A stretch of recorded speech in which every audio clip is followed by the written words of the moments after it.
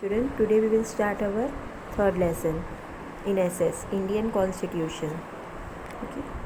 Now, Hel Priyanshi and Sachin was watching the final match of a World Cup of 2011 on a TV with their parents. And watching a match is going on between India and Sri Lanka. Who will win the World Cup, India or Sri Lanka?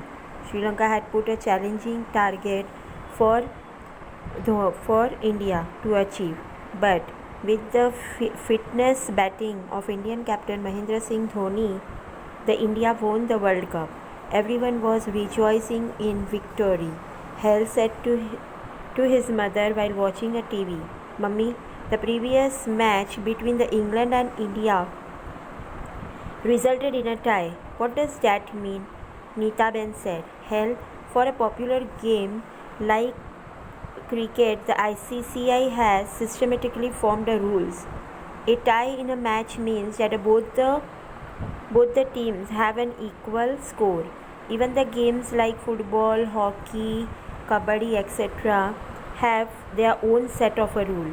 If a game has so many rules, then to run the administration of a popular nation, we surely require with a framed rules." अब एक बार ऐसा था कि दो बच्चे और उसके parents के साथ तीन बच्चे टीवी देख रहे थे। तो वो टीवी देखते देखते क्या है कि मैच था, उसमें श्रीलंका और इंडिया का मैच था। श्रीलंका ने बहुत अच्छी टारगेट दी थी इंडिया को विनिंग के लिए, और महेंद्र सिंह धोनी की अच्छी बैटिंग की वजह से इंडिया वर्ल्ड कप जीत गई। तो फिर उसमें वर्ल्ड कप जीत गए। उसके बाद में ऐसा था कि फिर हेल ने फिर बाद में उन लोगों ने सबने रिजॉइसिंग किया, और फिर बाद में हेल ने उसकी मम्मी को पूछा कि अभी लास्ट टाइम हमने जो मैच देखा था वो इंग्लैंड और इंडिया के बीच में था, तो उसमें तो टाई हुआ था। So what is the meaning of tie? उसकी मम्मी ने उसको एक्सप्लेन किया कि क्रिकेट जो खेल है उसके अंदर ICCI जो उसके स्पॉन्सर होते हैं उन्होंने क्या किया है कि एक सिस्टमेटिकली रूल फॉर्म किया है। और सिर्फ उसी में नहीं, बहुत सारे गेम्स होते हैं जैसे कि हॉकी है, उसके बाद में फिर फुटबॉल है, बास्केटबॉल है। हर किसी गेम का एक स्पेशली रूल होता है जो टीम के सब जितने भी होते खिलाड़ी प्लेयर्स होते हैं उनको फॉलो करना होता है। तो अभी ये सोचो कि अगर एक खेल का रूल्स हो सकता है तो इतनी बड़ी कंट्री चलाते गवर्नमेंट, इतना बड़ा एडमिनिस्ट्रेशन चलता है, तो उसका भी एक स्पेसिफिक रूल होता है, यानी कि एक फ्रेम किया जाता है रूल को जो बहुत ज़रूरी होता है। तो ये आपको यहाँ पर जो दिख रहा है वो क्या है, कुछ रूल्स है। जैसे कि देखो, we the people of India having a solemnly resolved to constitute the India into a sovereign socialist secular democratic republic and to secure to the all citizen। India जो हमारा कंट्री है वो कैसा है, वो सोवेन सिक्युलर और democratic country है, ठीक है, और रिपब्लिक है, justice social economic and political.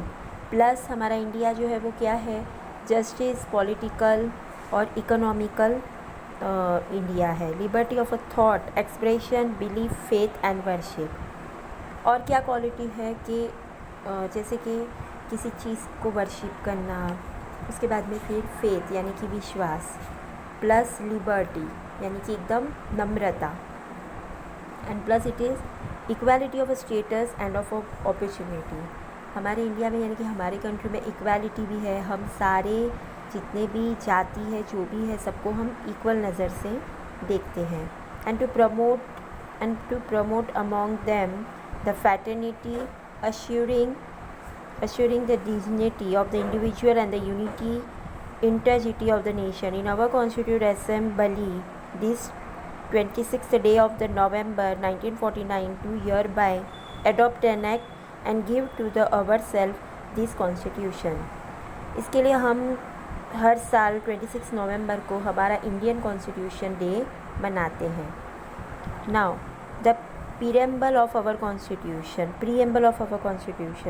is systematic compilation of a set of a rule to run the government of the country is known as the constitution of the country। Constitution can be in written or unwritten from our constitution starts with the preamble। Constitution का मतलब क्या होता है, एक government अपनी पूरी country को systematic एक अच्छे रूल से जब चलाता है, ठीक है, उसको क्या बोलते हैं, कॉन्स्टिट्यूशन बोलते हैं। और पूरा जो हमारा कॉन्स्टिट्यूशन होता है वो उसका एक क्या होता है, प्रीएम्बल होता है। प्रीएम्बल यानी कि उसके सारे रूल्स होते हैं जो लिखे हुए जाते हैं और उस रूल्स को नेशन के हर सिटीजन को फॉलो करना होता है। Now we will continue tomorrow.